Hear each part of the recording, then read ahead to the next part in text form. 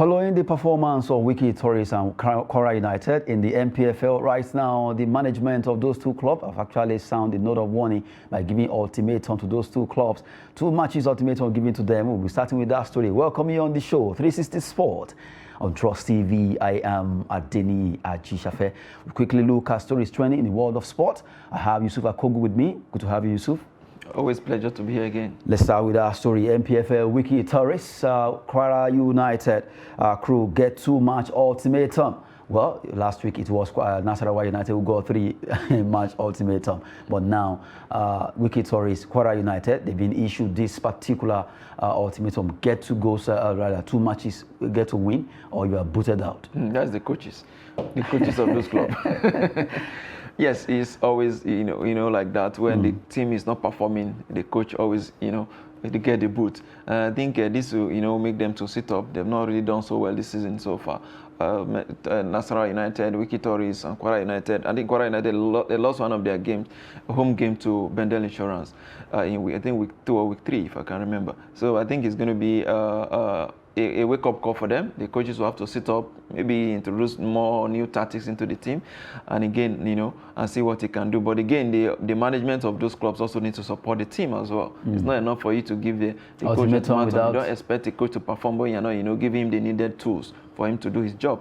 So I think they need to play their own role as well. It's a team effort. The coach shouldn't just, be the blame. Be the scapegoat almost all the time.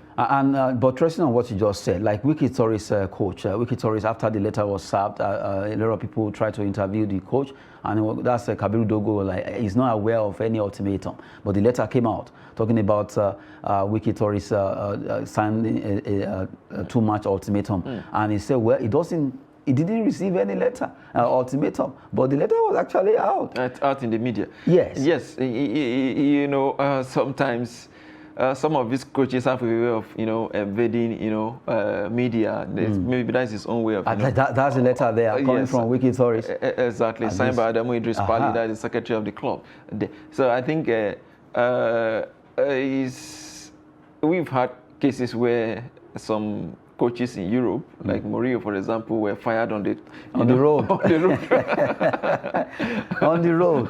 You understand? So maybe it's one of those cases here. But again, he has seen the letter and he knows that his team is not performing as well. So he needs to sit up as well. But again, my question is he getting the needed support from the management in terms of traveling on the road with players, in terms of good accommodation, good food, and all of that? Is he getting the support?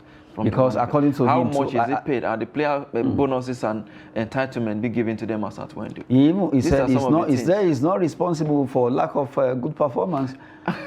Yeah, probably. You have to hear from the both sides before you can actually judge. But from the way it is right now, that must be something wrong, because the management issued this particular letter and the coach is saying, well, I'm not aware of any ultimatum. I'm not to be blamed for any lack of, it shows that one way or the other, somebody is not telling the truth. What that actually shows that there's a disconnect between the management and the coach. There is a lack of cohesion, lack of unity in that team based on what we're actually seeing. The denial from the coach and then the management of the club. So I think they need to come together if they actually mean well for the progress of Wikki Tourists Football Club of Bauchi. So I think the state government too also needs to get involved in how these teams are being run, because they are the financier of this club. How well are the money that are being budgeted or released to this club, how well are they being managed? Is the coach is already complaining that he is not responsible for the poor performance of the club. What that tells you is that I've played my role, I've done my best, but again the management need to do theirs. Maybe probably that's where the issues is. And from the way it is, Kwara United are not saying anything. I'm sure they actually take their own on utmost good faith that okay, we get well, we get better. Nasarawa United management, in fact, they are all involved in management, not just the coaching crew now. They are okay, sit tight, 3 matches or you are out. But from the way it is, they responded by getting the point last match away. Yeah, got in that controversial points at home against Gombe United. In fact, they scored first. Nasarawa United. Yes. They scored first before. Yes. They scored first away in Gombe, rather. Sorry. So I think it's different. How do I put it now? Like Kwara United, like you mentioned, they are not. They know they have not been doing well again. So the coaches look at, okay, I have been given this ultimatum to perform. So it's not up to me to see what I can do to get the team back on track. And again, sometimes this thing doesn't happen overnight. It requires investment. You need to bring in one or two players to complement the one that you have. It requires a whole lot of effort as well. So, and the management too also have to also play their own role. So I think giving coaches ultimatum sometimes, me personally, I always think that coaches should not be blamed alone. You understand? But in football, coaches, they are the one that always bear the, I mean, whatever happened, they are usually the scapegoats. And that is actually what we're actually seeing here. We hope that they actually, get their act together, put their act together, and then perform magic, in quotes. Well, while we're talking about that, a goal was scored here. Look at this goal. Is it a goal or not for you? That goal was cancelled. Maybe we should take it again. Let's look at the build-up.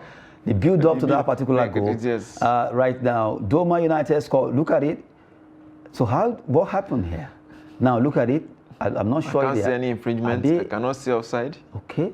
Maybe the two players in white, that's Doma United, two players were ahead a bit first before they got there. Look at it. But from the movement I'm seeing here, I am seeing a defender first before the man in white. So, but to let you know that goal was cancelled. Yes. These are some of the controversies we're actually talking about. Yeah, it was cancelled for an offside. Because the guy, see, from the right-hand side, it was off. The guy going with the ball and the one going ahead. So it's an offside. Yeah, it's an offside goal. It's a good call. Doma United fans are not taking it. They are staying where that goes. It's a good call. Yeah, a good call there. Well, Doma versus Wikki Tories ended 0-0 finally. If you look at the stadium here, look at people very close by, very close to the pitch. Yes. Here. So it's difficult for you to control this class. These are some of the things that send fear down to the spines of our referees. Oh my goodness. MPFL. Officials. But really, when it comes to football, we just have to get it right, and rather sport in Nigeria. But it's getting better anyway. I remember that it used to be very, very bad when you look at football in Nigeria. But now we are beginning to see that wind of change, even though it won't just get better overnight, but it will get better as we go bit by bit, step by step, match by match. We'll get it right. Yes, I hope we actually, do that and do this and get it right very quickly as well, because for a very long time we've been talking about reforming or developing our football. But again, after almost every tournament, we go back to the drawing board.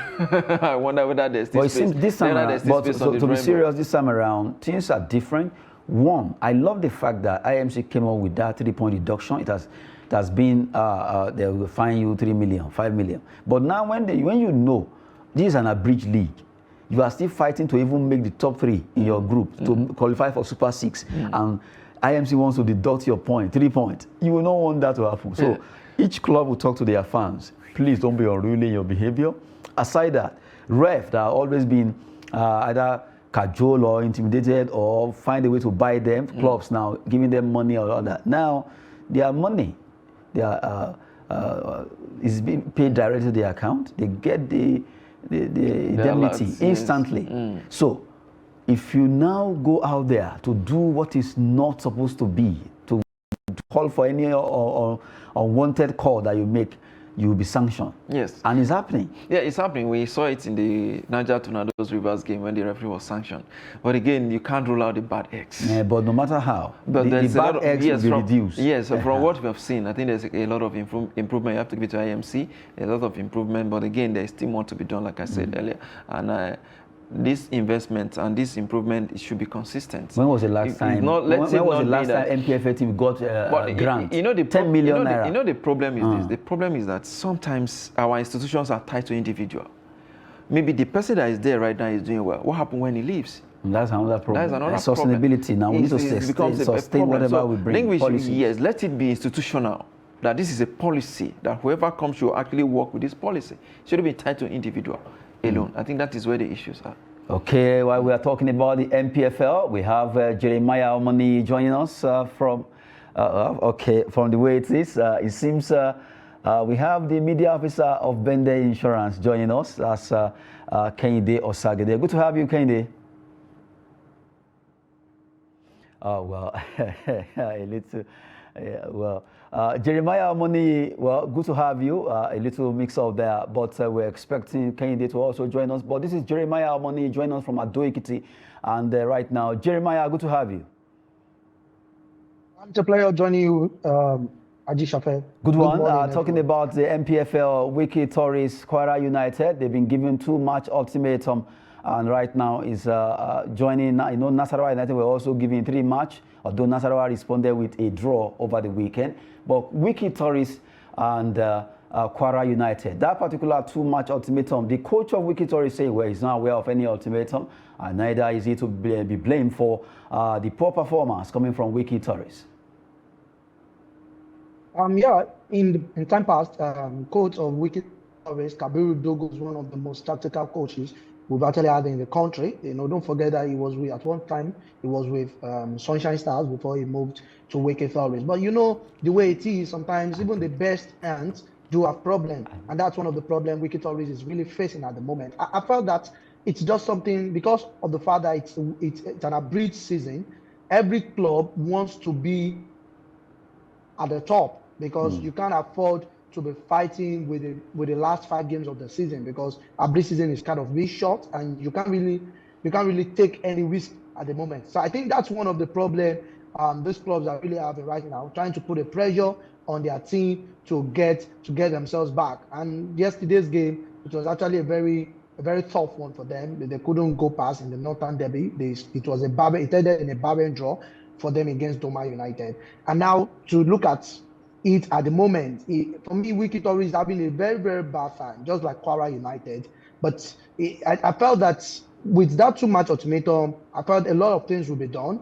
This is not the first time, like you said, Nasarawa United to add 3-match ultimatum on. And yesterday, they were able to pick a crucial point at the Pantami Stadium in Gombe. So it's something that I felt that they can still get themselves together. It's never too late for Wikki tourists to get themselves back on track. Good one there. At least let's hope that the Wikki tourists, Kwara United of this world, will get themselves back on track. Talking to Jeremiah Money from Ado Ekiti there. Now, while we move away from, let's talk about Chan. Jerry, you look at Chan, a shocking one. Niger Republic actually defeated Ghana. They bought Ghana out to qualify for semi-final, and right now it seems no one actually saw that coming. Not that we underrate Niger, but you know, Chan is for the strong ones, the strongest team. But for Ghana, right now, that particular result was not as expected. A lot of people were already tipping Ghana that they would beat Niger Republic. Your take on this particular shocking defeat? Yeah, for me, you know, Chan is for home-based players, and to start with the league, they kind of to look at how sophisticated these both leagues are. And it's something that I'm being surprised too, just as you are, because the Republic to Ghana. But you know, we've seen that in the past where Togo defeated Nigeria to qualify for CHAN. So we've seen that that's the beauty of football, and we've been seeing that now they are not underdogs again. Every club, every country is really putting their A games to see themselves reliable, and to see themselves being in that top spot. So it's something that no one saw it coming, because the Ghanaian side that played against Nigeria that I saw at the Moshood Abiola Stadium, I was expecting them to get to the final, even if they don't win the trophy. I was seeing them, okay, they get to the final and probably make the second spot. But it's just what it is, and it's kind of shocking. But at the same time, that's one of the beauty of football that we've been able to experience. And also, if you look at the way the Togolese were from the time of the competition, you'll notice that they were somebody that they were being resilient. They were not taking any chances. They were too conscious. They were too compact with their defense. And those are one of the key things that an underdog country and an underdog team uses against a big side. They were too compact. They were not doing more than themselves. So I think that it's just a very good one for them that they were able to get the semi-final ticket, and hopefully I see them at the finals. Okay, good one there for Niger Republic right now. They bundled out Ghana. Surprisingly, they've joined Senegal, Algeria also in the semi-final, but it was a shocking one. Yeah, it was a shocking one considering the fact that Ghana is one of the powerhouse in African football. I didn't see it coming, but after I watched one of their games, and I actually saw the quality of play and how compact they are defending. Mass defense, mass just attack. Like Jerry said. Exactly. So the discipline within the players, you could see that these guys had something, going for them. So but against Ghana, beating Ghana 2-0, I think it was a shocking result. And remember, the Ghana bundled the house from this Chan. That is the beauty. That's the beauty of football. It's not mathematics. Nobody expects Niger, although it's not as if you are totally writing them up, but looking at the way Ghana has been in football and also their performance so far in the competition, you'd be like, oh, they will defeat Nigeria probably, but it never happened. Yeah, just like Jerry said, there are no more minors in African football. Everybody is developing. Even in football, totally. Absolutely. So everybody is developing, and that is what we actually seen at the Shan in Algeria. So this is a very good one for Nigeria and a very good one for the development of football in Africa as well. Good one there, Jeremiah Money from Ado Ekiti. We want to appreciate your time joining us from Ado Ekiti. How is Ado anyway before you go? Okay, maybe the weather is okay. It's sunny right now at 33 degrees Celsius. I think we are enjoying the weather as it is. Thank you very much for joining us. It's a pleasure speaking with you. Okay, good one, Jerry Money, joining us from Ado Ekiti there. Now, from the way it is, let's talk some. At least give you some inch concerning the result matches played over the weekend in all the other league over there in Europe. Let's start from Spain. It's never too old to talk about it because of the fact that a lot of people love to follow all these leagues. 3-1 for Almeria against Espanyol. You have Cadiz 2-0 against Mallorca. And Sevilla defeated Elche 3-0. Atletico Madrid, yes, this time around, they turned this around. They defeated Osasuna by a long goal. Real Madrid, goalless against Real Sociedad. Celta Vigo 1. Athletic Bilbao 0. That particular match saw their main man, Inaki Williams, not playing for the first time in 6 years. What a man. He has played 6 years, 251 days without not stopping play. He has been playing for every match in La Liga, Inaki Williams. Valencia again, they lost against Real Valladolid 1-0 there. Let's look at how the table is. And quickly, talking about Spanish La Liga now. Barcelona, Real Madrid is still a fight to finish there, 5 points ahead. That's for Barcelona against Real Madrid now. You have Sociedad, Atletico Madrid, Villarreal, Real Betis, Osasuna, Bilbao, Rayo Vallecano, and Mallorca in that order. Yusuf wants to agree with me right now that the big boys, one way or the other, they have actually arranged themselves. Yeah, as usual in Spain, they're actually pulling away from the rest. If you look at it, they stand in there. You see, Barcelona. Just like we have in EPL, 5 points clear at the top there, followed by Real Madrid, their bitter rival, and then Real Sociedad. Surprisingly, the Atletico Madrid on the fourth, completing the top 4 there in Spain. So I think, the boys are a bit separated already from the men. I think, given what we're actually seeing and the performance we're seeing on the field, so I think Barcelona is gradually running away with this league.